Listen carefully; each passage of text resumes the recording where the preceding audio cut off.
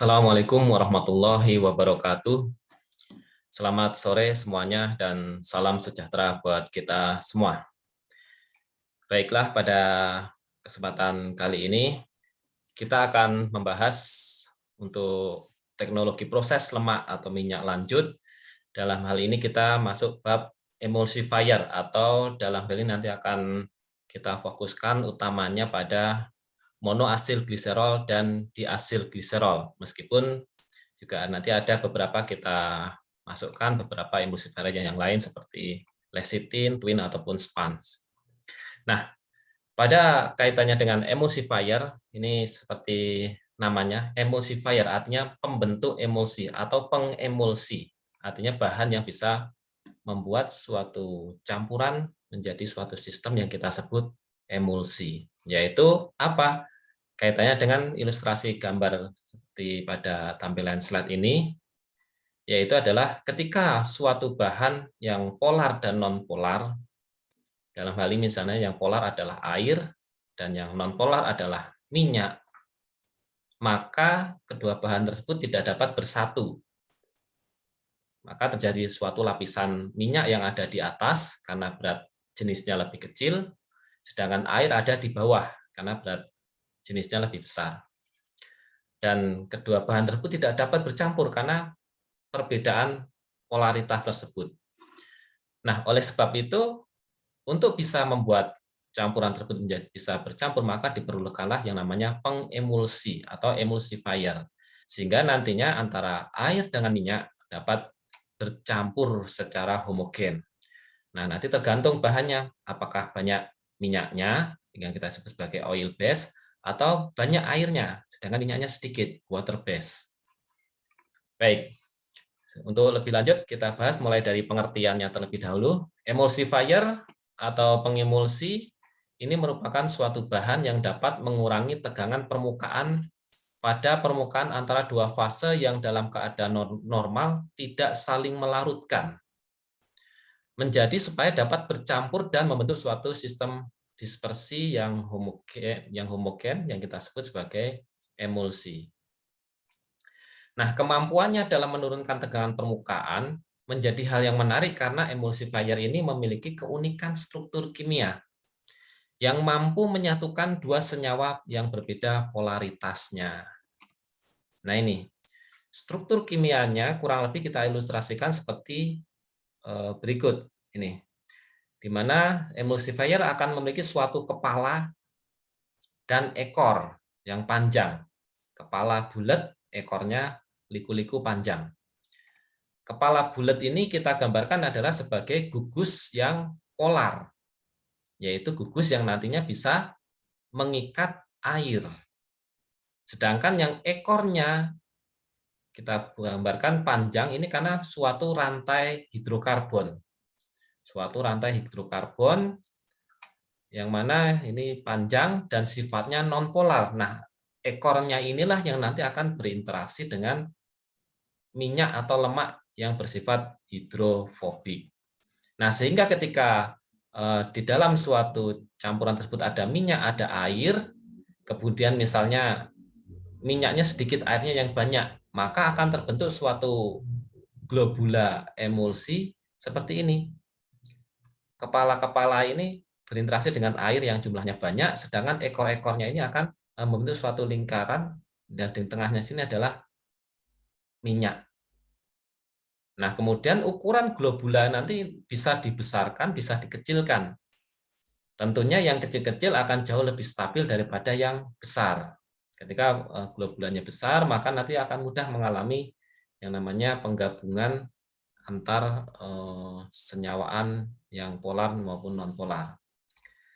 Nah, ini kemudian nanti akan membentuk suatu emulsi, di mana emulsi kita memiliki dua jenis emulsi yang utama yang kita sebut sebagai oil in water dan water in oil. Oil in water maksudnya adalah minyak di dalam air, artinya minyaknya sedikit, airnya banyak. Nah, seperti ini.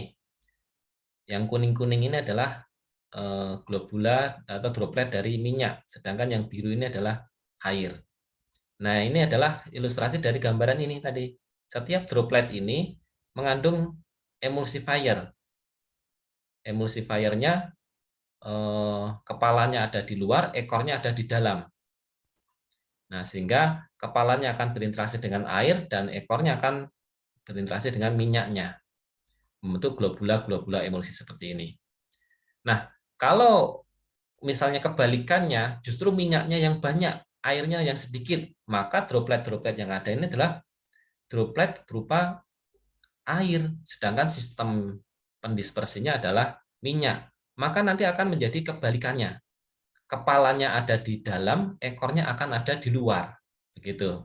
Karena minyaknya lebih banyak, maka ekornya akan keluar, sedangkan kepalanya justru akan ke dalam untuk mengikat air tersebut. Nah, bagaimana emulsifier ini dapat bekerja membuat emulsi atau membentuk emulsi, di mana emulsifier akan membentuk sistem dispersi berupa emulsi dengan cara menurunkan tegangan permukaan antara dua fase yang saling tidak melarutkan, yaitu misalnya tadi adalah minyak dengan air. Dan emulsifier ini memiliki dua gugus, yang satu adalah polar, satunya non-polar, seperti tadi sudah dijelaskan. Nah, untuk lipophilic tails, nah ini biasanya untuk yang hidrofobiknya atau yang suka minyaknya, ini biasanya berupa hidrokarbon, bisa dari suatu asam lemak. Biasanya seperti itu, meskipun tidak semuanya ya, tapi salah satunya adalah suatu asam lemak. Ketika asam lemak, maka dia akan bersifat hidrofobik, nanti akan menjadi ekor untuk mengikat minyak. Sedangkan kepala atau gugus hidrofiliknya, ini biasanya berupa senyawaan, bisa berupa anionik, kationik, amphoteric, non-ionik, functional group, dan sebagainya. Nanti tergantung dari jenis senyawanya, ada yang sifatnya ionik, ada yang non-ionik. Yang ionik misalnya nanti kita ketahui ada yang namanya lecitin, karena di sana kepalanya berupa gugus fosfatidil yang memiliki muatan. Tapi kalau yang non-ionik, nah nanti akan kita kenalkan yang kita bahas secara lebih mendalam, yaitu adalah monoasil gliserol dan diasil gliserol. Karena kepalanya berupa gugus hidroksil dari gliserol, dari ester gliserol dan asam lemak tersebut, yang mana gugus hidroksil tersebut tidak memiliki muatan. Nah, inilah kurang lebih gambaran umum dari struktur emulsifier, di mana ada kepala dan ekor tadi. Kepalanya ini berupa gugus hidrofilik. Nah, ini misalnya adalah pada suatu monoasil gliserol. Nah, maka ini gugus hidroksil ada dua ini. Nah, ini menjadi kepalanya yang bersifat hidrofilik. Sedangkan ekornya ini asam lemak. Bisa misalnya adalah asam oleat, kemudian asam linoleat, bisa asam palmitat, dan sebagainya. Dan nanti termasuk yang pernah kita singgung sebelumnya, kalau ini juga bisa berupa asam laurat, sehingga nanti namanya menjadi monolaurin. Nah, seperti itu ya. Nah, inilah struktur dasar dari emulsifier yang nanti akan kita bahas lebih dalam. Nah, juga tadi, ini kalau ini adalah monoasid gliserol, yang di sini adalah lecitin. Lecitin atau senyawaan dari fosfatidil, di mana ini seperti hanya lemak minyak, jadi dia punya rantai hidrokarbon berupa asam lemak. Nah, ini misalnya adalah ada satu ikatan rangkap, berarti ini misalnya adalah oleat. Kemudian di sini misalnya karena nggak punya ikatan rangkap, ini adalah misalnya palmitat, gitu ya.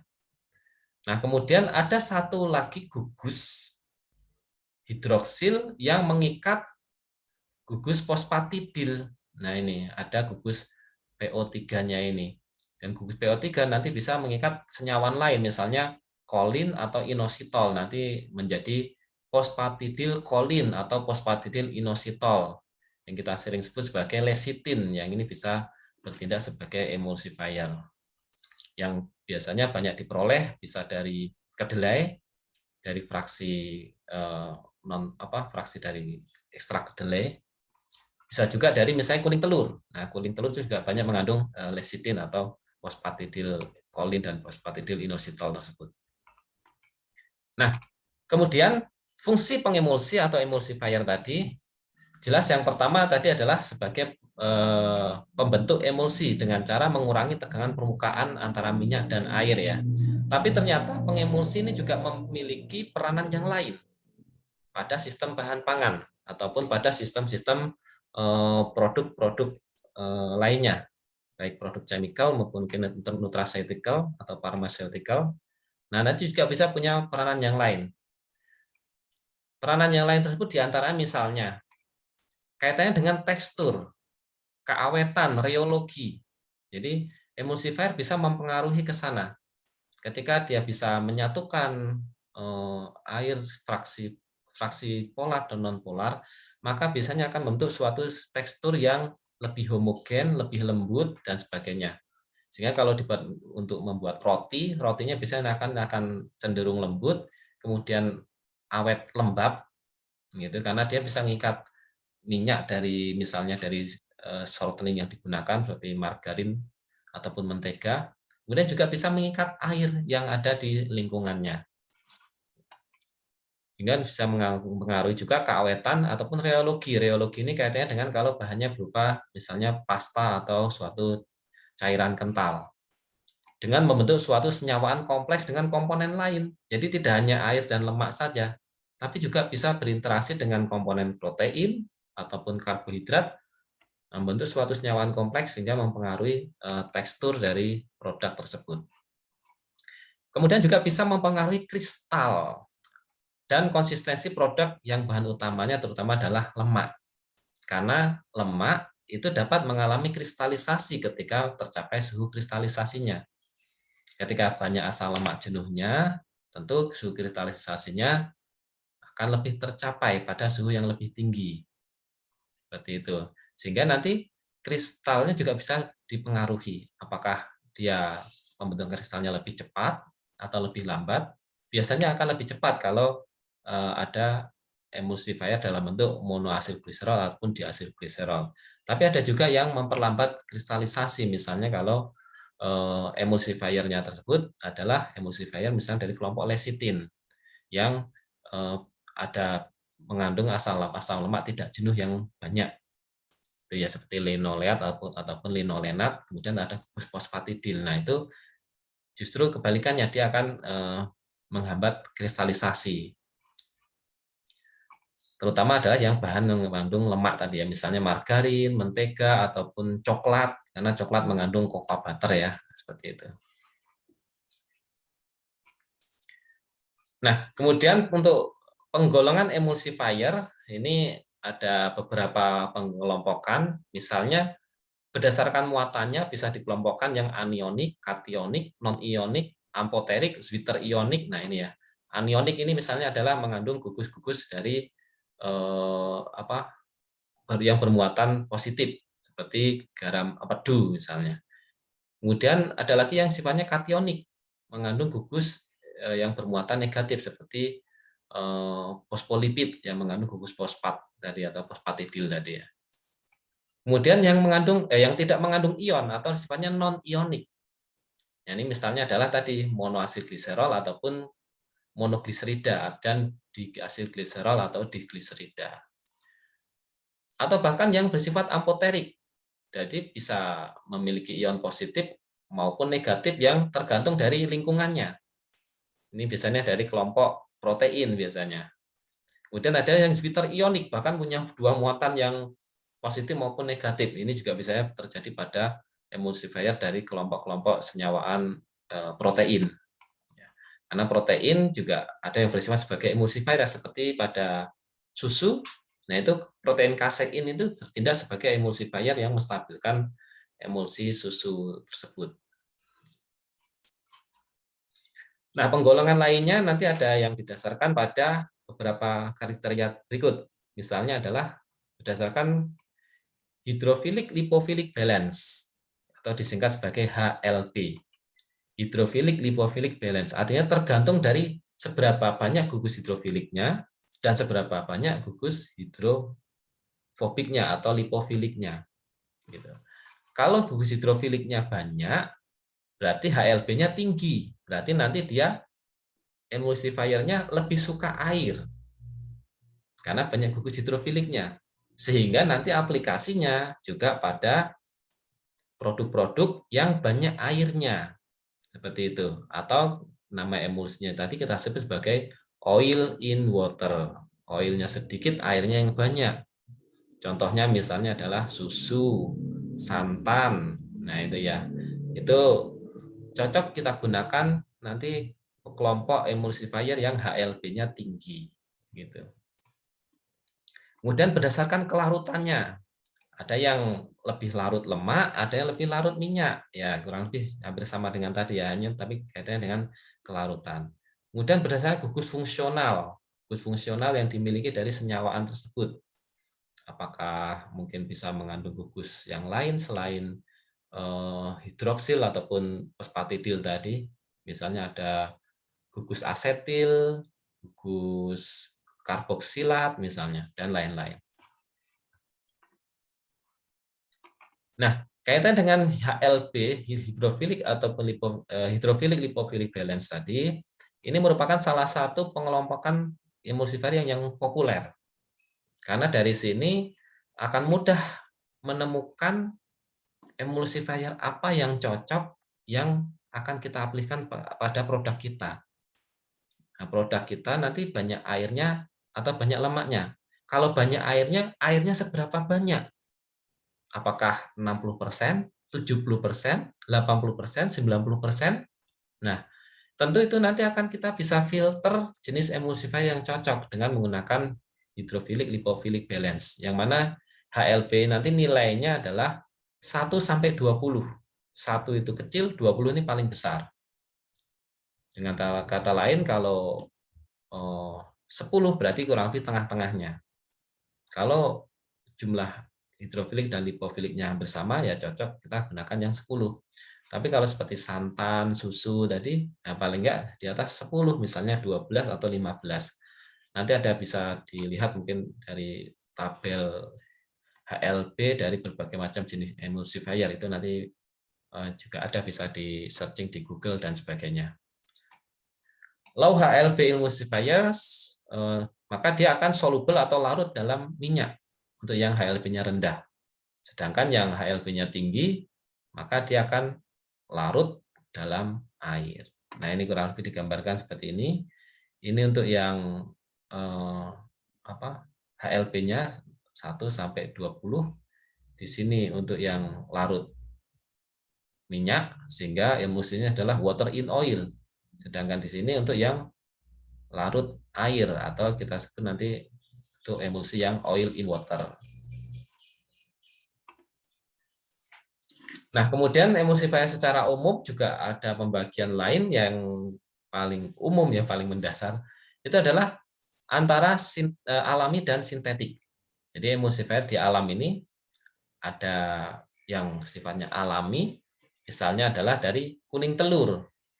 Nah, ini kadang secara tidak sadar ketika membuat suatu adonan untuk pembuatan kue atau roti, bakery pastry, dan sebagainya, itu kita sering menggunakan telur. Yang kadang kalau ditanya kok pakai telur, kadang ya sekilas ya biar enak gitu ya, biar rasanya enak gitu. Padahal sebenarnya lebih dari itu, bukan hanya sekedar rasanya enak. Tapi kuning telur ini merupakan emulsifier yang banyak mengandung lecitin, gitu ya. Sehingga ketika dibuat suatu adonan, maka dia sebenarnya nanti akan menggabungkan atau menghomogenkan adonan tersebut. Yang di dalam adonan pasti ada komponen polar, yaitu air, kemudian ada yang non polarnya, yaitu misalnya adalah butter atau margarin yang digunakan. Termasuk mungkin komponen-komponen lain yang ada di dalam bahan terigu ataupun mungkin bahan-bahan tambahan lainnya. Ini. Dan kemudian tadi, selain menghomogenkan adonan, juga bisa mempengaruhi tekstur tadi. Tekstur supaya lembut, kemudian lembab, tidak terlalu kering, dan sebagainya ya. Nah itu. Kemudian ada lagi yang alami berikutnya adalah dari soy lecithin, dari kedelai. Dari kedelai biasanya ini diambil ketika proses pemurnian minyak kedelai. Jadi ketika kedelai diekstraksi minyaknya, diambil minyaknya, maka masih banyak lecitin yang terikut. Nah, kemudian minyak kedelai tersebut biasanya akan dimurnikan, dipisahkan lecitinnya. Karena kalau lecitinnya itu masih bercampur bersama minyak, nanti minyaknya ini apa? Mungkin akan tampilannya, stabilitasnya akan berbeda, akan kurang baik gitu ya. Seperti misalnya ketika masih banyak lecitinnya nanti viskositasnya terlalu kental misalnya. Kemudian apa? Ya tentu untuk membuat masakan ya kurang cocok ya. Misalnya untuk membuat termasuk misalnya membuat produk-produk lainnya atau mau dicampurkan dalam makanan atau masakan ya tentu kurang pas. Tampilannya juga nanti biasanya dia akan lebih keruh dan sebagainya, tidak menarik sehingga dipisahkan. Ya itu karena apa? Karena memang tuntutan konsumen seperti itu. Sama halnya minyak sawit itu ya. Minyak sawit begitu kita ekstraksi, sebenarnya di dalamnya masih banyak yang namanya vitamin E dan beta karotin, yang itu sebenarnya sangat bermanfaat. Tapi kita pisahkan, kita murnikan, kita hanya ambil trigliseridanya saja karena memang konsumen menghendaki itu. Karena kalau masih terikut banyak komponen-komponen ini, nah maka minyaknya menjadi tampilannya tidak menarik dan stabilitasnya juga biasanya berkurang. Nah, ini bisa kita ambil dari minyak kedelai tersebut, kita ambil yang namanya soy lecithin-nya. Yang ini nanti bisa diaplikasikan untuk berbagai macam produk-produk emulsi, gitu ya. Karena soy lecithin ini juga sebenarnya memiliki nilai gizi yang sangat baik. Karena lecithin ini nanti kalau kita konsumsi itu peranannya hampir sama dengan minyak ikan, gitu. Karena apa? Lecithin ini nanti bisa melarutkan kolesterol. Bisa melarutkan kolesterol karena kolesterol yang mengendap di pembuluh darah itu nanti kalau kena lecithin maka dia akan terlarutkan kembali. Atau dengan kata lain, lecithin nanti bisa menaikkan yang namanya HDL-nya, high density lipoproteinnya. Sehingga nanti darahnya meskipun ada kolesterol LDL, nah ini tetap bisa diimbangi supaya tidak mengendap di pembuluh darah. Nah, kemudian ada yang buatan. Nah, kalau yang alami ini kan pasti jumlahnya relatif terbatas ya biasanya. Kemudian mungkin penyimpanannya, handlingnya agak sulit. Nah, sehingga justru yang populer itu adalah yang emulsifier buatan. Emulsifier buatan ada banyak, termasuk diantaranya nanti adalah twin, span, dan yang kita perdalam nanti adalah monoasilgliserol dan diasilgliserol. Itu buatan karena memang kita sintetik dari lemak minyak, produk turunan dari lemak minyak kita sintesis menjadi monoasilgliserol dan diasilgliserol sehingga sifatnya buatan. Tapi meskipun buatan atau sintetik bukan berarti terus dia berbahaya gitu ya. Tidak semua bahan sintetik itu berbahaya. Ya termasuk monoasilgliserol, diasilgliserol tersebut dia sintetik tapi sifatnya GRAS, General Recognized Asset gitu ya. Artinya dia bisa digunakan pada batas yang tidak ditentukan. Gitu karena aman gitu. Nah, untuk lecithin sering juga disebut sebagai fosfatidilkolin. Ini merupakan suatu fosfolipid yang menjadi komponen utama fraksi fosfatida pada ekstrak kuning telur ataupun kedelai yang bisa diisolasi secara mekanis maupun kimiawi dengan menggunakan heksan. Nah, ini ya. Jadi sebenarnya seperti minyak atau seperti trigliserida di mana ini gliserol mengikat asam lemak, tapi ada satu gugus yang bukan berupa asam lemak tapi berupa adalah gugus fosfatidil. Ini gugus fosfatidil inilah yang bersifat polar, sedangkan yang asam lemak lainnya ini bersifat non polar, sehingga ini bersifat sebagai emulsifier. Lecithin paling banyak diperoleh dari kedelai, karena memang tadi ya jumlahnya kalau di Amerika itu sumber komoditasnya utamanya ini kedelai. Diambil minyaknya, kemudian minyaknya dimurnikan dari lecithin yang terikut. Nah, gitu. Penggunaan lecithin yang paling awal itu sudah sejak tahun 1890-an sebagai pengemulsi pada margarin. Kemudian juga kuning telur ini juga mengandung lecithin, juga banyak digunakan untuk berbagai macam emulsif, serta fosfatida lainnya. Lecitin merupakan bagian integral dari membran sel dan bisa sepenuhnya dicerna sehingga dapat dipastikan aman bagi manusia. Bahkan ini tadi memiliki nilai gizi yang baik. Beberapa itu malah sudah dijual dalam bentuk suplemen lecitin, gitu ya. Jadi lecitin itu ada dijual dalam bentuk suplemen karena tadi ternyata sudah terbukti secara klinis dapat membantu melancarkan peredaran darah dengan dia melarutkan atau memflushing kolesterol yang ada di dalam pembuluh darah.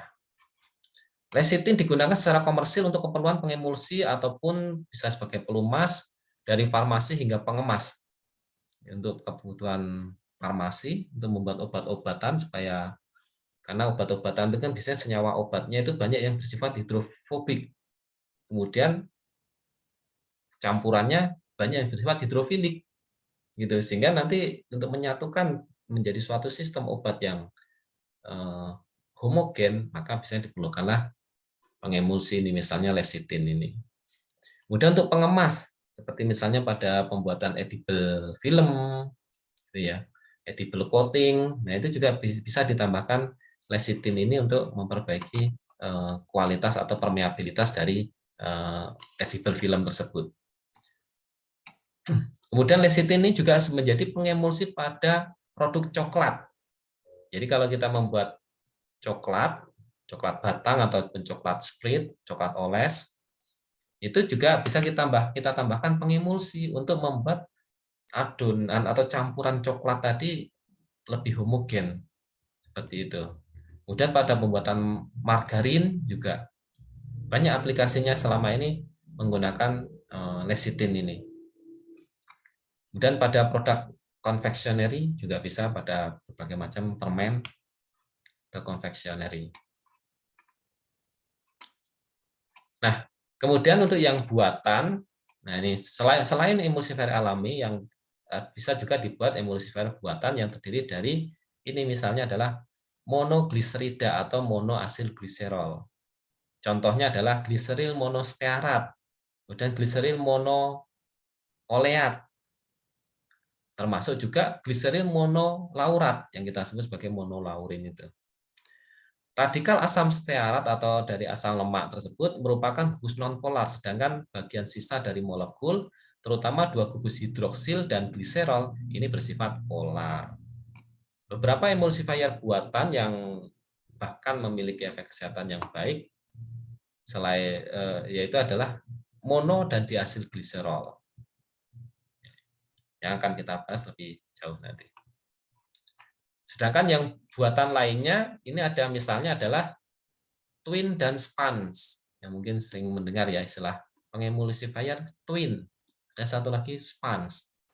Twin itu apa? Nah ini, ester dari polieksietilena sorbitan dengan asam lemak yang dikenal sebagai twin, yang dapat membentuk emulsi minyak dalam air.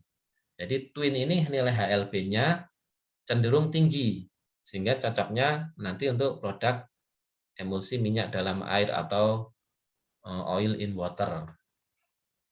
Sedangkan yang spans ini merupakan ester dari asam lemak sorbitan yang dikenal sebagai span, yang dapat membentuk emulsi air dalam minyak. Nah ini HLB-nya cenderung lebih rendah, cocoknya untuk emulsi air dalam minyak. Airnya sedikit, minyaknya yang banyak, seperti margarin ataupun shortening atau mentega. Gitu. Kemudian pada kue-kue, pada produk bakery pastry, penggunaan spans ini dapat mempengaruhi atau memperbaiki tekstur dan volume. Jadi bukan hanya menghomogenkan, tapi juga bisa mempengaruhi tekstur dan volume. Sedangkan twin ini membantu mengurangi atau mencegah kekeringan, sehingga kue tetap lunak. Karena twin ini tadi bersifat HLB-nya tinggi, mampu mengikat air lebih banyak, sehingga kue nanti bisa terlihat lebih lembab dan lunak atau empuk gitu ya. Nah, itu tadi beberapa emulsifier yang banyak kita jumpai selama ini. Dan kemudian kita akan bahas secara khusus pada pertemuan kali ini adalah monoasil gliserol atau disingkat MAG dan diasilgliserol atau disingkat sebagai DAG. Dengan rumus molekul kurang lebih seperti ini. Untuk monoasilgliserol ini gliserol mengikat satu asam lemak. Sedangkan kalau diasilgliserol ini gliserol mengikat dua asam lemak, tertinggal satu gugus hidroksil. Nah, tentu monoasilgliserol ini nanti lebih hidrofilik daripada yang diasilgliserol, karena ini monoasilgliserol gugus hidroksilnya ada dua, asam lemaknya hanya satu. Sedangkan yang diasilgliserol asam lemaknya ada dua, yang bersifat non-polarnya. Nah, MAG dan DAG ini merupakan emulsifier yang paling banyak digunakan, atau dalam hal ini adalah secara komersil penguasa pasar ini adalah penguasa pasar untuk emulsifier ini adalah monoasilgliserol dan diasilgliserol. Kemudian secara umum ini ada dalam bentuk mono dan di tadi ya. Dia memiliki HLB yang beragam. Ya, tergantung tadi jenis. Yang pertama adalah jenis mono atau diasilgliserol. Yang berikutnya adalah juga tergantung dari jenis asam lemaknya. Kalau asam lemaknya itu asam lemak rantai medium atau rantai pendek, maka dia cenderung hidrofilik tinggi. HLB-nya tentu akan tinggi. Tapi kalau asam lemaknya itu panjang, misalnya berupa asam linolenat, linoleat, atau bahkan arakidonat, atau bahkan EPA-DHA misalnya, nah, tentu dia akan sangat nonpolar, lebih nonpolar. Gitu. Dapat diproduksi melalui transestrifikasi dari gliserol dan trigliserida, atau yang kita sebut kemarin adalah gliserolisis, yaitu reaksi antara gliserol dengan suatu minyak. Karena metode tersebut merupakan metode yang paling efektif. Bisa digunakan untuk berbagai macam produk bakery, frozen sebagai ini ya, biasanya untuk pelapisnya ya, untuk pelapis coatingnya itu. Kemudian icing, topping, ataupun peanut butter untuk pembuatan mentega ya. Mentega sebenarnya bukan hanya peanut saja, termasuk mentega dari susu sapi itu sendiri. Nah, sifat umum dari MAG-DAG yang pertama adalah bahwa MAG-DAG ini merupakan molekul yang non-ionik. Jadi gugusnya tadi adalah hidroksil yang tidak bermuatan. Sehingga MAG-DAG ini nanti dalam aplikasinya tidak mudah dipengaruhi oleh senyawa-senyawa lain yang bersifat ionik. Gitu. Beda dengan mungkin misalnya fosfatidil tadi ya, lecitin tadi, karena bermuatan. Tentu kalau nanti di dalam sistem bahan tersebut atau dalam produk tersebut ada beberapa komponen yang bersifat ionik, maka bisa terpengaruhi. Kalau ini tentu tidak, karena sifatnya non-ionik. MAG menunjukkan emulsifying properties yang sangat baik. Dapat diaplikasikan pada pangan, kosmetik, pharmaceutical, ataupun chemical industries. Sedangkan untuk yang DAG, ini lebih efektif untuk kaitannya misalnya adalah pada mencegah obesitas, terutama dalam bentuk 1,3-DAG. Gitu ya. 1,3-DAG artinya yang asam lemaknya ada di posisi 1 dan posisi 3. Dan kemudian dia akan bisa menjadi functional ingredient atau bisa menjadi bahan untuk produk pangan fungsional. Dan ini direkomendasikan penggunaan DAG oil ini sudah terbukti, nanti mungkin bisa dipelajari terkait dengan DAG oil. Jadi sudah banyak beredar di luar negeri ya, terutama di Jepang, itu sudah banyak dikembangkan yang namanya DAG oil. Jadi minyaknya itu bukan trigliserida. Kalau selama ini kan minyak yang kita peroleh ini kan dalam bentuk trigliserida. Mono dan diasilgliserolnya itu dipisahkan pada proses pemurnian. Nah, kalau ini malah kebalikannya, justru diperbanyak DAG-nya.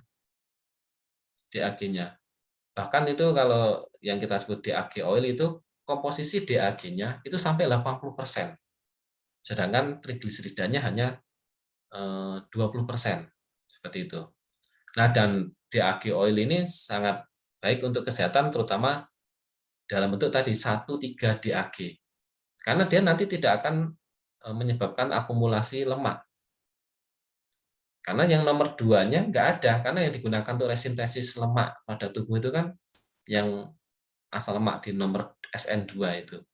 Nah, kalau di sana nggak ada tapi hanya 1,3, nah, maka dia nanti hanya akan menjadi energi semua. Sehingga nanti bisa mengendalikan berat badan. Nah, ini ilustrasi dari metabolisme pathway untuk triasilgliserol atau minyak dibandingkan dengan diasilgliserol ataupun monoasilgliserol. Nah, ini sifatnya hampir sama. Metabolisme dari DAG dan MAG ini. Ini perbedaannya. Ketika untuk triasilgliserol atau lemak secara umum, ini maka dari triasilgliserol ini berarti mengikat 3 asam lemak ya. Kemudian akan dihidrolisis oleh lipase, dipotong 1/3-nya, menyisakan 2 monoasilgliserol. Kemudian yang 1/3 tadi ini yang dihidrolisis akan digunakan untuk pembentukan energi, sedangkan 2 monoasilgliserolnya akan digunakan untuk ini resintesis TAG yang baru. Di sini 2 MAG-nya akan digunakan untuk resintesis TAG yang baru. Nah ini. Sedangkan yang free fatty acid hasil hidrolisisnya nanti akan masuk ke liver, akan digunakan untuk menghasilkan energi melalui proses beta oksidasi. Nah, bedanya kalau diasilgliserol ataupun monoasilgliserol dengan catatan berarti gini ya, DAG-nya adalah 1,3-DAG gitu ya. Jadi nomor 2-nya itu tidak ada asam lemak. 1,3-DAG atau mungkin kalau MAG adalah 1 MAG atau 3 MAG. Intinya adalah di nomor 2-nya ini tidak ada asam lemak. Maka yang terjadi adalah ketika kita mengkonsumsi DAG seperti ini, diasilgliserol, di tengahnya ini kan nggak ada ya. Ini hidroksil saja. Ini asam lemak. Maka pada proses metabolisme, yang pertama dia pada proses pencernaan akan dihidrolisis oleh lipase, menghasilkan asam lemak bebas, dan gliserol, seperti itu. Atau kalau secara bertahap, ya dia dipotong satu-satu, misalnya ada menjadi 1 atau 3 MAG. Nah ini tidak bisa digunakan untuk resintesis lemak yang baru. Jadi di sini terhenti. Yang bisa digunakan untuk resintesis lemak yang baru itu adalah khusus yang ini 2 MAG. Sedangkan 1 atau 3 MAG atau bahkan gliserol saja ya tidak bisa digunakan untuk resintesis TAG. Sehingga semuanya hanya akan menjadi ini free fatty acid yang kemudian menjadi energi. Begitu. Nah, keuntungan lain dari MAG-DAG tentu tadi selain sifatnya sebagai emulsifier, nah ternyata dia punya efek kesehatan yang baik, diantaranya bisa mencegah obesitas dan arteriosklerosis atau penyumbatan pembuluh darah oleh senyawaan lipid. Kemudian juga ini, improve physicochemical properties. Nah, nanti akan kita lihat ternyata monoasilgliserol dan diasilgliserol ini punya peranan banyak pada pembentukan atau karakteristik sifat fisikokimianya untuk memperbaiki sifat-sifat fisikokimia dari berbagai macam produk. Kemudian sebagai antimikrobial properties, seperti yang kita bahas sebelumnya, kaitannya dengan monolaurin, juga bersifat sebagai imun modulator dan antiviral. Nah, ini yang berupa monolaurin ini ya, dari efek kesehatan untuk antimikrobial, imun modulator, dan antiviral ini banyak dimiliki oleh monolaurin. Sedangkan untuk prevent obesity ini dimiliki oleh diasilgliserol, terutama dalam bentuk 1,3 diasilgliserol. Nah, kalau improve physicochemical properties ataupun emulsifier properties ini dimiliki oleh hampir semua mono dan diasilgliserol. Untuk proses produksinya sudah pernah kita singgung sebelumnya pada proses modifikasi lipid atau sintesis lipid terstruktur, yaitu adalah melalui proses gliserolisis ya, reaksi antara gliserol dan trigliserida atau lemak minyak itu. Bisa dilakukan secara chemically menggunakan katalis yang homogen, misalnya NaOH, KOH, ataupun sodium metoksida. Sedangkan yang heterogen berarti ini yang padat, bisa menggunakan magnesium oksida ataupun Amberlis. Nah, kalau chemically ini biasanya dibutuhkan suhu yang tinggi. Karena aktivitas katalitik dari senyawaan ini, chemical ini, membutuhkan suhu tinggi untuk mempercepat reaksinya.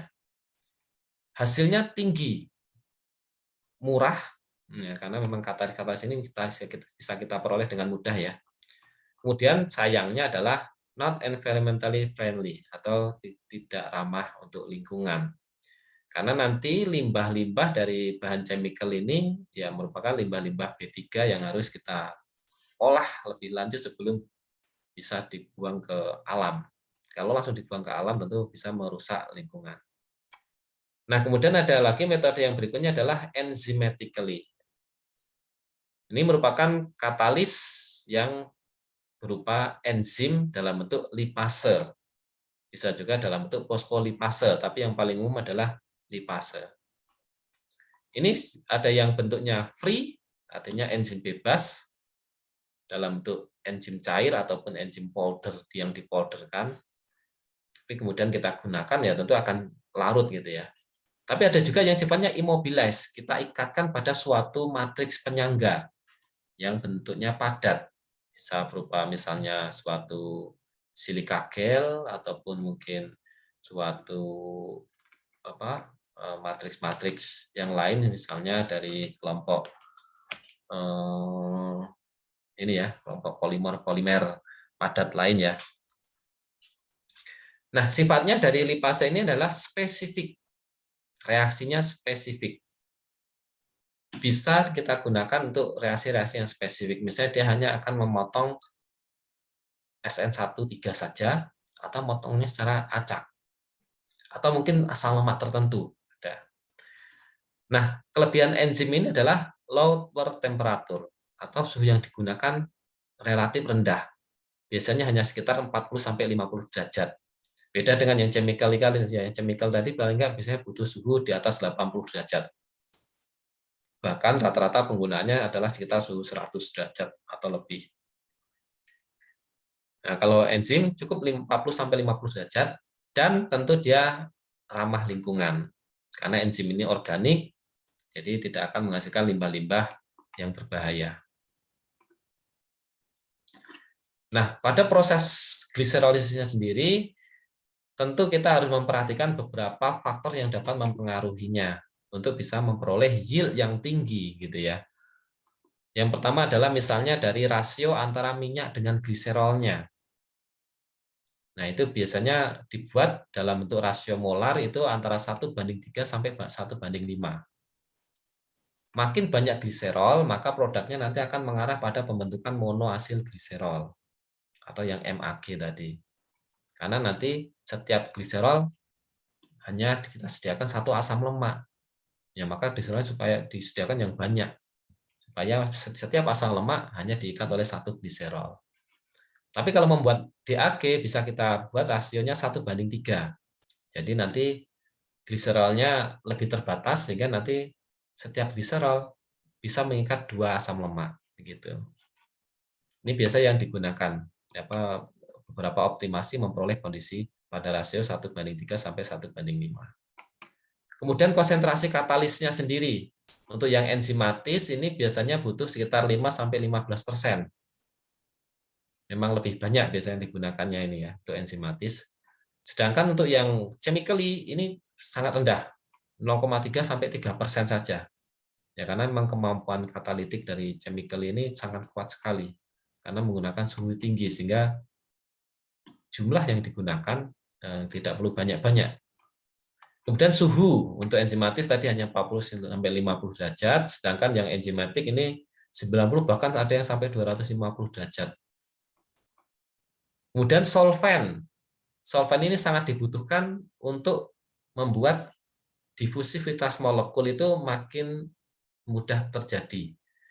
Supaya tumbukan molekul antara gliserol dan dengan trigliserida itu terjadi dengan mudah. Digunakanlah solvent untuk meningkatkan difusivitas molekulnya. Solventnya tentu kita cari yang inert, jangan sampai solventnya malah nanti ikut bereaksi ya. Salah satunya yang inert adalah bisa berupa terbutanol. Bisa juga menggunakan heksan. Tapi kalau heksan itu sifatnya sangat nonpolar, sehingga nanti kurang bisa melarutkan gliserolnya. Karena gliserol itu polar, sedangkan heksan nonpolar, sehingga kurang matching. Nah, sedangkan yang terbutanol ini sifatnya adalah semipolar. Nah, kalau semipolar berarti nanti dia bisa melarutkan minyak maupun melarutkan gliserolnya. Sedangkan substratnya ini kan yang satu polar, yang satu non-polar. Maka sebaiknya ya pelarutnya yang sifatnya semipolar, yaitu terbutanol. Butanol dalam bentuk tersier ya. Karena kalau dalam bentuk N-butanol, nanti bisa jadi dia malah menjadi substrat untuk reaksi yang lainnya. Gitu ya. Tapi kalau dalam bentuk tersier butanol, nah dia sifatnya lebih inert. Kemudian faktor lain seperti pH, kelembaban atau kadar airnya, kecepatan pengadukannya, dan sebagainya nanti bisa dioptimalkan lagi untuk proses. Nah, ini karakteristik lain dari MAG dan DAG, sehingga nanti bisa kita aplikasikan pada berbagai macam produk, dan tentu akan mempengaruhi karakteristik ini, sehingga kita bisa mendapatkan karakteristik yang lebih baik atau yang lebih kita inginkan. Misalnya adalah karakteristik ini, kristalisasinya. Jadi kemudahan dia membentuk kristal. Yang mana MAG-DAG ini akan menyebabkan pembentukan kristal yang lebih cepat dibandingkan TAG pada asam lemak yang sama ya. Misalnya antara triolein dengan monoolein atau diolein. Maka akan lebih cepat yang monoolein ataupun diolein daripada triolein. Nah, karena dia membentuk kristal lebih cepat, maka dia akan terbentuk pada suhu yang lebih tinggi, gitu ya. Pada suhu yang lebih tinggi dia sudah terbentuk kristal, apalagi kalau suhu rendah ya dia kristalnya akan makin banyak. Ini beberapa referensi yang menelitinya. Kemudian kaitannya dengan meltingnya, karena dia pembentukan kristalnya cepat, maka meltingnya kebalikannya lebih lambat. Dan untuk meltingnya butuh suhu yang lebih tinggi, seperti itu. Karena kristalisasinya lebih tinggi, maka meltingnya juga otomatis lebih tinggi. Nah, tentu nanti ini bisa diaplikasikan untuk misalnya kalau kita menghendaki dia meltingnya pada suhu yang tinggi, lebih tinggi, tidak mudah melting seperti itu misalnya. Misalnya kalau kita mau membuat margarin atau shortening yang tidak terlalu cepat meleleh gitu, tapi tetap bisa dioles misalnya. Nah, ini bisa kita gunakan. Kemudian solid fat content-nya. Nah, kalau solid fat content ini misalnya kaitannya dengan misalnya pada cocoa butter alternatif. Nah, karena dia memiliki melting lebih tinggi, maka pada suhu yang sama dibandingkan dengan triacylglycerol, dia akan memiliki solid fat content dalam jumlah yang lebih besar. Sedangkan polimorfismenya, bentuk kristalnya cenderung akan membentuk beta kristal. Yang mana beta kristal ini sering dimiliki pada cocoa butter.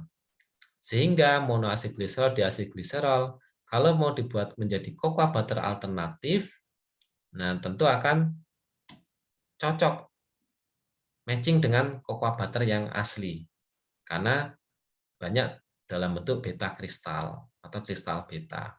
Nah, ini termasuk penelitian saya waktu S3 ini juga membuat cocoa butter alternatif dari monoasidgliserol dan diasidgliserol ini. Dengan terbukti bahwa bentuk kristalnya dalam bentuk beta, sehingga sebagian dalam bentuk beta ya, meskipun ada beta prime-nya juga. Nah, sehingga cocok untuk cocoa butter atau matching dengan cocoa butter atau kita sebut kompatibel. Kemudian mikrostrukturnya. Nah, mikrostrukturnya karena dia tadi kristalisasinya cepat, maka kristal yang terbentuk juga kecil-kecil tapi banyak. Gitu ya. Kristalnya kecil-kecil tapi banyak. Smaller crystal. more homogeneous, jadi kecil tapi banyak lebih homogen. Dan kristalnya karena banyak berupa beta kristal, maka bentuknya nanti seperti jarum, needle-like kristal, seperti jarum atau seperti pedang, cerungut-cerungut gitu ya, seperti itu. Kemudian dari reologinya dia memiliki viskositas dan elastisitas yang lebih tinggi, lebih kental dibandingkan dalam bentuk triasil gliserolnya. Dan teksturnya menjadi lebih keras daripada dalam bentuk triasil gliserol biasanya. Nah, sehingga kalau mau dibuat menjadi coklat batang, nah ini cocok, keras saat di luar, tapi saat dimasukkan mulut langsung lumer gitu ya. Nah, kemudian ini melting point. Melting point dia akan meningkatkan melting point daripada TAG-nya. Ini misalnya asam lemaknya kalau miristat, kalau free fatty acid 54, TAG 57, kalau DAG ini 65, terutama dalam 1,3 DAG ya. Kalau MAG bahkan sampai 70. Artinya jauh lebih tinggi daripada bentuk TAG-nya. Palmitat, TAG-nya 65, DAG-nya 72, kemudian MAG-nya ini 77. Kemudian asam oleat, yang banyak pada minyak sawit ya, oleat. Ini TAG-nya meltingnya 5,5 derajat, dalam bentuk DAG menjadi 21,5, menaik secara signifikan. Artinya kalau asam lemaknya itu dalam bentuk asam lemak tidak jenuh, maka dalam bentuk MAG dan DAG-nya, kenaikan melting point-nya akan makin tinggi daripada kalau yang asam lemak jenuh. Begitu.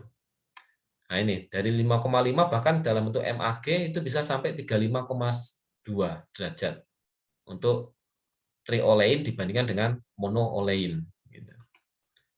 Linolenat juga, linolenat minus 24 ya, ini memang sangat tidak jenuh, sehingga melting point-nya sangat rendah. Ketika menjadi MAG bahkan menaikkan menjadi 15,7. Sehingga MAG-DAG ini meningkatkan melting point.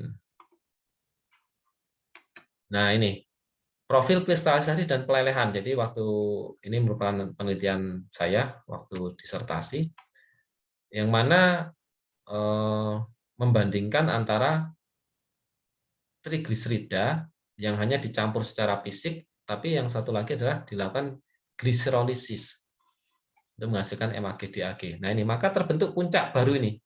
Untuk kristalisasi ini ya yang SLS ini adalah yang lipid terstruktur atau structured lipid hasil gliserolisis. Ini campuran antara pamstearin dan pamolein 30:70. Nah, kalau yang blend ini berarti tanpa gliserolisis, berarti tidak mengandung MAG-DAG. Sedangkan yang bawah ini mengandung MAG-DAG waktu itu sampai sekitar 40%. Nah, ini akan terbentuk puncak baru. Puncak baru pada suhu yang lebih tinggi, artinya dia akan mulai mengkristal pada suhu yang lebih tinggi. Dan sebaliknya, atau seiring juga, untuk meltingnya juga sama, yaitu dia melting atau meleleh sempurna pada suhu yang lebih tinggi daripada yang blend atau yang physical blending. Gitu ya. Nah, kemudian melting behavior terkait dengan solid fat content. Nah ini, misalnya adalah ini untuk yang olein ya, palm olein yang merah ini, palm olein, yang biru ini adalah palm olein tapi diubah dalam bentuk DAG. Nah ini, kalau palm olein biasa pada suhu 25, solid fat content-nya udah habis. Tapi kalau dalam bentuk DAG, ini landai. Baru habis pada suhu 50 solid fat content-nya. Sedangkan kalau dalam bentuk TAG, ini suhu 25 saja sudah habis solid fat content-nya. Seperti itu. Kemudian ini fraksi yang palm meal fraction, fraksi tengah dari minyak sawit. Juga sama polanya, bahwa DAG itu solid fat content-nya lebih banyak pada suhu yang lebih tinggi. Gitu ya. Nah, tapi kalau untuk palm stearinnya, ternyata tidak demikian. Nah, ini karena palm stearinnya sudah sangat jenuh ya. Asam lemaknya sangat jenuh sehingga solid fat content-nya sudah tinggi. Bahkan kalau dibuat menjadi DAG malah dia posisinya lebih rendah. Maka solid fat content-nya akan sangat berpengaruh, terutama kalau dalam bentuk asam lemaknya itu yang tidak jenuh. Hardness-nya, nah ini dari penelitian saya juga, dari campuran palm stearin dan palm olein dibandingkan dengan yang dilakukan gliserolisis dengan memiliki kandungan MAG-DAG sampai 40% tadi. Nah ini, pada rasio 30-70, yang hitam ini yang blending fisik, yang abu-abu ini yang hasil gliserolisis. Nah, selalu lebih tinggi pada semua rasio. Gitu. Pada semua rasio selalu lebih tinggi. Artinya dia memiliki tingkat kekerasan yang lebih besar daripada triasil gliserolnya, daripada lemak minyak native-nya. Nah, kemudian ini kaitannya dengan mikrostruktur. Nah, ini kalau dari minyak sawit, dari campuran palm stearin dan palm olein, ini mikrostrukturnya kristalnya relatif bulat-bulat ya. Bulat-bulat, tidak ada needle-like kristal yang jelas seperti pedang-pedang jarum tadi. Nah, kalau dibuat menjadi monoasil gliserol, diasil gliserol, ini terbentuk needle-like kristal ini seperti jarum-jarum pedang ini. Nah, ini sebagai pembanding ini adalah cocoa butter yang asli. Itu needle-like kristalnya luar biasa sangat besar. Nah, tapi berarti dengan kata lain ini kalau digunakan sebagai cocoa butter alternatif maka akan cocok ini dari kristal needle-like-nya ini, dari mikrostrukturnya. Nah, ini kalau dari penempatan di bawah scanning elektron mikroskop, kalau yang atas ini di bawah polarized light mikroskop ya. Kalau yang di bawah, yang di atas ini, yang di bawah ini dengan scanning elektron mikroskop. Nah, kelebihannya adalah kalau dari morfologi permukaannya, untuk yang trigliserida biasa, minyak sawit campuran ini, nah ini kristalnya besar-besar dan sedikit. Sedangkan kalau yang mengandung MAG-DAG, ini kristalnya kecil-kecil banyak, tapi tidak terlalu tajam. Nah, kalau yang cocoa butter ini sangat tajam. Banyak kristalnya dan bentuknya cerungut-cerungut seperti jar pedang tadi, sangat banyak. Nah, ini tentu memberikan potensi bahwa kristal dari MAG-DAG ini meskipun banyak tapi tidak terlalu tajam sehingga kristalnya masih lembut, lebih lembut daripada cocoa butter. Ini untuk kristalnya ya. Ini baru potensi karena ini nanti kemudian harus diaplikasikan pada coklat. Sedangkan polimorfismenya, nah ini kalau yang minyak sawit itu tidak ada kristal beta yang pada 4,5 Armstrong short spacing-nya. Tapi kalau yang hasil gliserolisis yang mengandung MAG-DAG maka dia muncul kristal beta ini. Jadi MAG-DAG-nya itu banyak berubah menjadi kristal beta. Yang itu sama dengan cocoa butter yang didominasi oleh kristal beta. Gitu. Nah, sehingga aplikasi dari MAG-DAG nanti akan sangat banyak. Ini saya rangkum dari berbagai macam jurnal, karena saya juga kebetulan ini saya ambil dari jurnal review yang sudah kami tulis, yaitu aplikasinya yang pertama adalah untuk membuat MAG-DAG rich in oil ataupun lemak. Jadi bisa kita buat ya lemak atau minyak yang kaya MAG atau DAG. Ada, jadi dibuat beberapa lemak itu menjadi ini kaya MAG-DAG. Karena apa? MAG-DAG tadi memiliki beberapa sifat fungsional yang bagus untuk kesehatan, termasuk juga nanti kalau diaplikasikan untuk berbagai macam produk juga lebih suitable. Misalnya minyak jagung ini, minyak jagung kaya MAG-DAG. Minyak sayur kaya MAG-DAG, palm olein kaya MAG-DAG. Nah, termasuk yang saya lakukan ini, palm stearin and palm olein yang di blending kemudian dia kaya MAG-DAG. Yang saya teliti pada tahun 2019. Kemudian bisa juga dibuat menjadi margarin ataupun shortening ataupun mentega. Gitu. Otomatis apa? Kalau diaplikasikan pada produk-produk seperti ini, nanti margarin atau shortening tadi tidak perlu lagi emulsifier dari luar. Tidak perlu lagi lecithin. Karena apa? Ya MAG-DAG-nya ini kan sudah otomatis sebagai emulsifier, sehingga nanti praktis dan bahkan nanti memiliki sifat fisikokimia yang lebih menguntungkan seperti itu. Kemudian bisa juga sebagai surfaktan atau emulsifier yang kita bahas di sini. Kemudian juga bisa menjadi organogel atau oleogel, gel yang berbasis lemak. Kalau selama ini kan biasanya gel itu berbasis dari karbohidrat ya, dari non-starch polisakarida seperti hidrokoloid itu. Tapi kita bisa buat juga organogel berbasis lemak. Ini beberapa penelitian dari menggunakan monostearat, monopalmitat, dan sebagainya. Ini nanti selain sebagai bahan juga sekaligus sebagai emulsifier, karena pada pembuatan organogel atau oleogel itu membutuhkan emulsifier. Sehingga otomatis mono dan diasilgliserol cocok atau suitable untuk pembuatan organogel atau oleogel tersebut. Nah, ini beberapa potensial produk berbasis MAG-DAG. Pertama, food suplemen monolaurin, ini yang sudah kita bahas ya, menjadi suplemen yang bagus untuk kesehatan. Kemudian menjadi CBS ataupun CBR, cocoa butter substitute atau cocoa butter replacer, atau nama besarnya itu cocoa butter alternatif. Ini yang saya lakukan penelitian dari 2019 bahkan sampai sekarang masih terus saya lakukan, dan beberapa sedang proses publikasi untuk pembuatan cocoa butter alternatif berbasis monoasilgliserol dan diasilgliserol ini.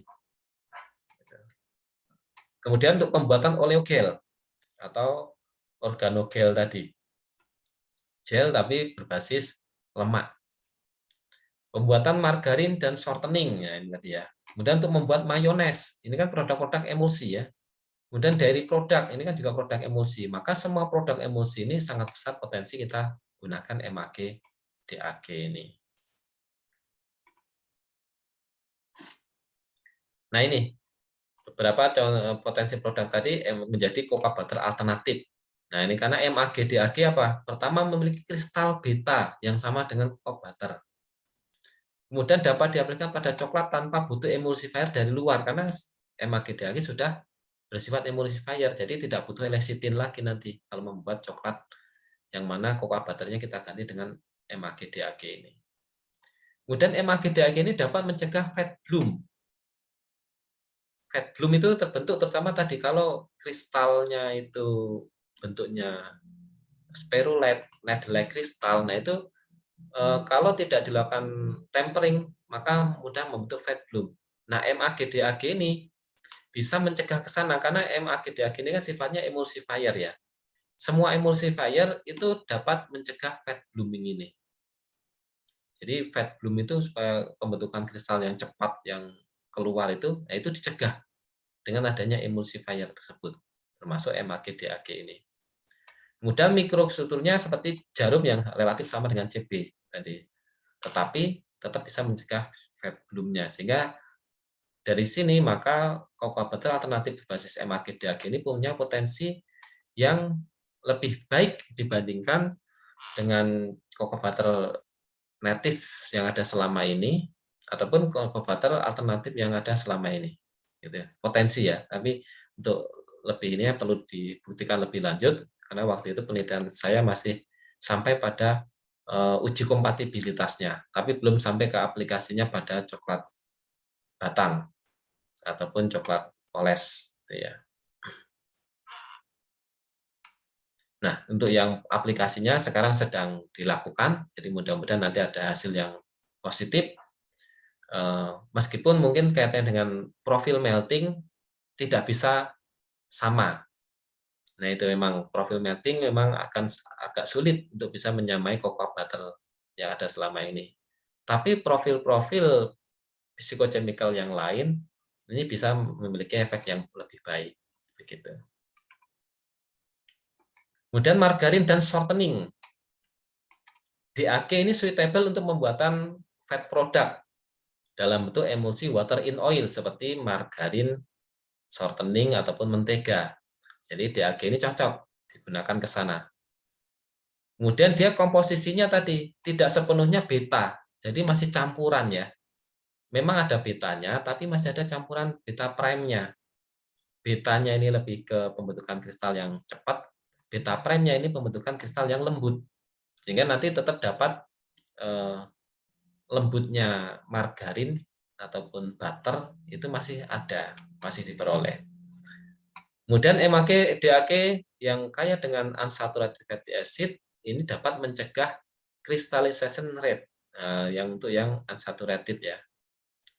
Kemudian bisa meningkatkan stabilitas beta prime kristal dan memproduksi stable hardness. Tingkat kekerasannya itu lebih stabil. Margarin dengan solid fat content profil yang sama, tetapi margarin with a similar SF profile but saturated fatty acid are lower compared to commercial margarine. Nah, jadi pada pembuatan kalau bahan-bahannya itu berupa asam lemak yang jenuh, maka dia memiliki tingkat SFC-nya itu lebih rendah daripada komersil margarin yang ada selama ini. Jadi meskipun nanti misalnya asam lemaknya itu jenuh, tapi karena SFC-nya lebih rendah, maka harapannya tadi tetap dia lentur atau elastis, mudah dioles begitu. Nah, ini beberapa penelitian sudah banyak melakukan aplikasi MAG-DAG ini pada pembuatan margarin shortening. Ya bukan banyak ya, tapi ada beberapa yang sudah berhasil. Nah, termasuk juga ini saya juga sedang mengembangkan margarin berbasis monolaurin. Nah, ini penelitiannya juga terus berlangsung. Mudah-mudahan nanti juga cepat selesai dan bisa segera dilakukan publikasi. Jadi nanti kita peroleh margarin kaya monolaurin atau kaya MAG dalam bentuk monolaurin. Nah, kemudian sebagai surfaktan sendiri ya ini sudah tidak diragukan lagi ya, tadi sudah kita bahas banyak bagaimana MAG-DAG ini bertindak sebagai emulsifier. Nah, ini untuk pembuatan organogel. Nah, ini organogel itu dibuat biasanya ini yang umum ya. Ini ada skema dari pembuatan organogel atau oleogel ya. Dia biasanya menambahkan dulu emulsifier, twin, dan sponge.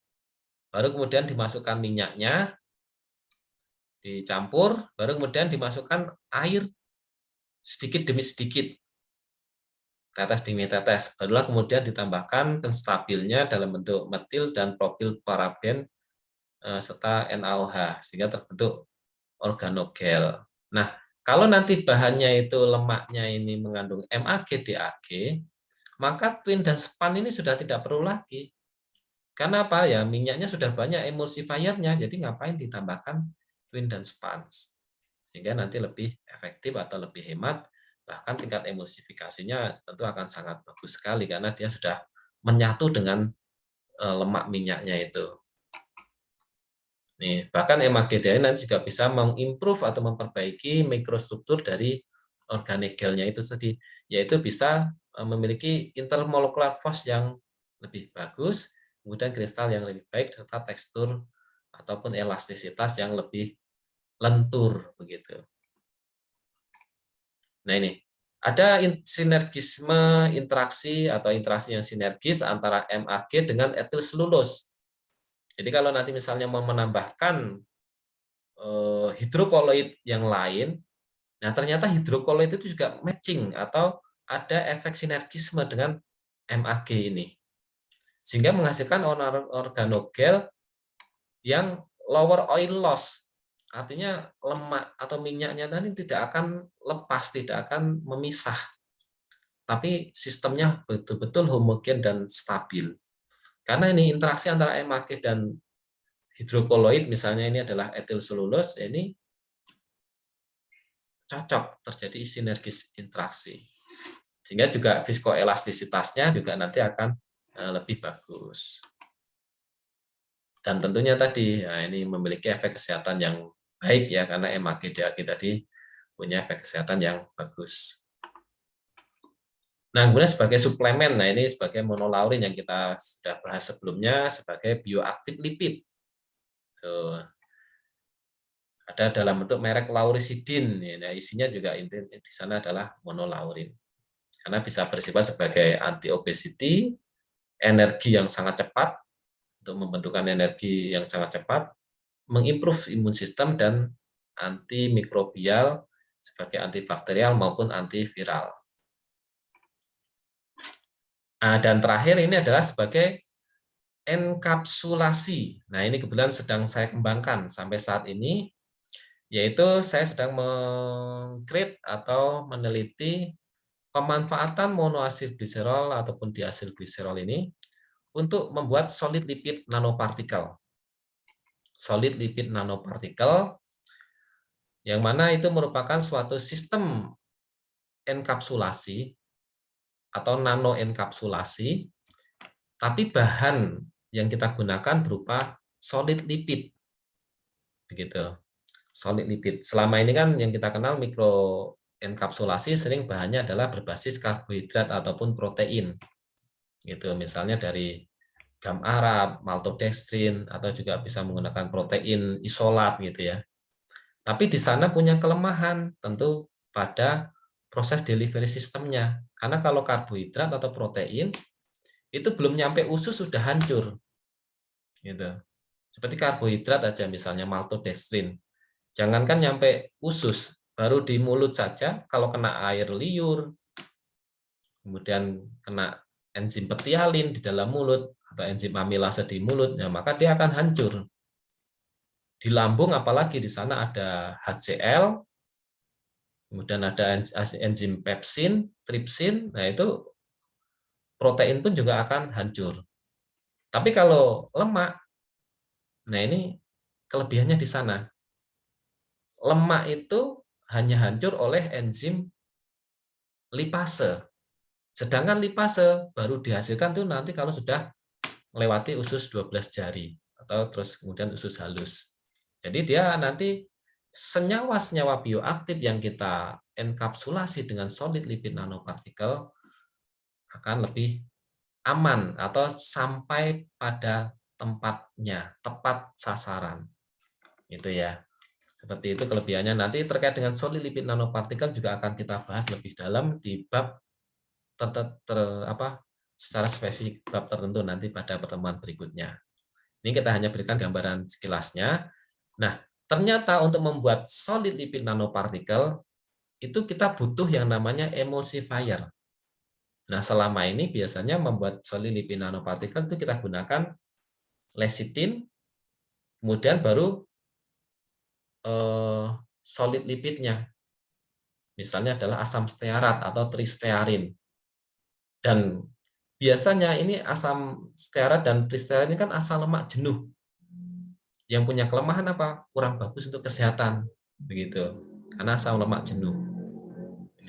Nah, ini yang sedang saya kembangkan adalah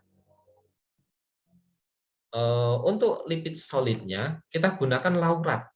Jadi meskipun asam lemak jenuh, tapi bagus untuk kesehatan. Dan kemudian lauratnya apa? Kita buat dalam bentuk monoasid gliserol dan diasid gliserol. Tentu monoasid gliserol nanti akan banyak dalam bentuk monolaurin. Jadi otomatis sudah tidak butuh lagi nanti lecithin gitu. Jadi langsung bahan aktif itu bisa kita perangkap dengan lemak kaya monoasid gliserol dan diasid gliserol ini. Dengan baik, mau senyawanya polar, mau non polar, nggak masalah karena monoasid gliserol dan diasid gliserol punya dua-duanya, punya polar maupun non polar sehingga akan memerangkap lebih efektif. Nah, seperti itu ya. Sehingga dan kemudian dari sisi lemaknya meskipun jenuh tapi dia rantai sedang dari monolaurat. Nah, tentu harapannya adalah memiliki efek kesehatan yang bagus. Nah, ini. Bisa untuk selain untuk solid lipid nanopartikel juga bisa untuk emulsion, nano emulsion. Hanya bedanya adalah kalau solid lipid nanopartikel itu lemaknya lemak padat, kalau nano emulsion lemaknya lemak cair, begitu. Karena emulsi nanti dalam bentuk cair. Nah, kemudian yang lebih canggih lagi adalah dalam bentuk nanostructured lipid. Ini teknologi nanopartikel yang paling terkini ya, nanostructured lipid. Bisa digunakan untuk ke sana. Karena untuk proses pembuatan ini semua butuh yang namanya emulsifier. Gitu. Sehingga MAGDAG sangat potensial bisa menggantikan ini.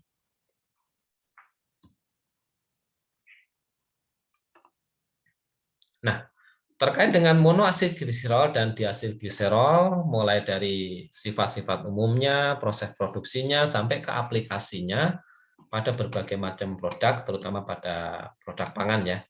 Ini saya juga sudah menulis dalam bentuk jurnal review yang sudah terbit di Food Research edisi Agustus tahun 2020 ya. Sehingga silakan nanti bisa dibaca-baca lebih lanjut secara lebih detail kaitannya dengan monoasid gliserol dan diasid gliserol ini. Nah, demikian untuk kuliah pada kali ini, pembahasan kali ini tentang monoasid gliserol atau diasid gliserol, atau ini sebagian dari emulsifier tadi. Dan sebelum diakhiri, ada kuis yang harus dikerjakan oleh semuanya, yang nanti dijawab melalui Google Classroom yang disediakan, yaitu adalah sebutkan atau jelaskan pemanfaatan monoasid gliserol dan diasid gliserol pada berbagai bidang agroindustri. Tadi sudah dibahas ya. Ya tentu salah satunya adalah emulsifier tadi ya. Tapi ada pemanfaatan yang lainnya. Apa saja? Silahkan dijelaskan atau dijawab soal kuis berikut ini. Dikerjakan sekaligus sebagai konfirmasi sudah mengikuti perkuliahan ini secara tuntas ya. Sebutkan atau jelaskan pemanfaatan monoasid gliserol dan diasid gliserol pada berbagai bidang agroindustri. Terima kasih semuanya dan kurang lebihnya mohon maaf. Akhirul kalam. Assalamualaikum warahmatullahi wabarakatuh.